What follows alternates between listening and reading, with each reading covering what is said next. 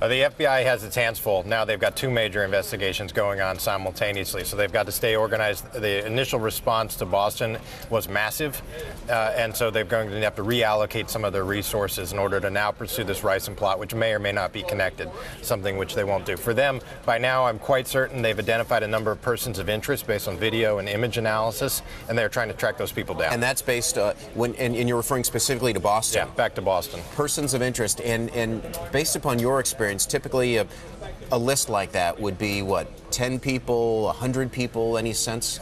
My guess is dozens, if not over 100, will be of interest, wow. And then they will winnow down, but they will prioritize it, and there will be a handful who are the top priorities. And of course, the toxin that we've been talking about today in relation to the suspicious packages and letters has been ricin. Can you talk a little bit about how lethal ricin actually is?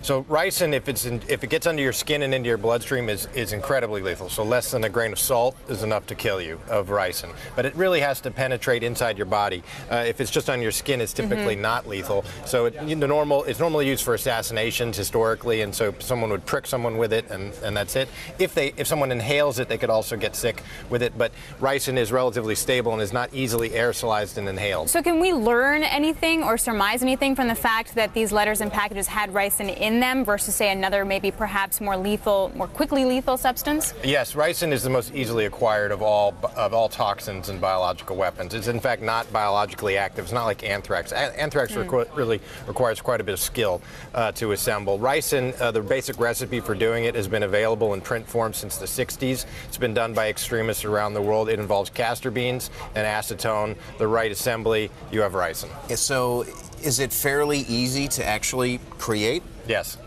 And why have we let that persist? Well, you can't put it just exists in nature. I mean, the basic protein exists in nature in castor beans, castor oil. It's used for inks and making paper, So not products. necessarily malicious substances by themselves. It's when you combine the two together. Right. It's how you process it and what your intent is for using it. And you brought up intent. So can we surmise anything about someone's intent by using ricin versus something else? This is multiple felonies and criminal offenses of using the mail system like this. But we really don't have an option of banning toxic substances. I mean, right. Botox, botulinum toxin, widely used for cosmetic surgery, is just as lethal as ricin. And this could easily have been bought rather than ricin. And the psychology of telling the general public about all these letters, what's your take on the decision to release all this information? Do they normally release this information and we just typically ignore it as the media? No, it's a real dilemma for the government. Normally it's ignored. I mean, eventually it will get out, but it won't. The context will be such that people won't pay any attention. And the decision to release this in this case is, I think, driven by the following consideration. In general, it's bad form and sometimes illegal for the government to take protective actions for itself that it doesn't share with everybody else. And so there are if it were to withhold for only tell itself, meaning government buildings, that there was this threat to heightened procedures, and then there was an event on a trading floor, on a news desk, causing a fatality.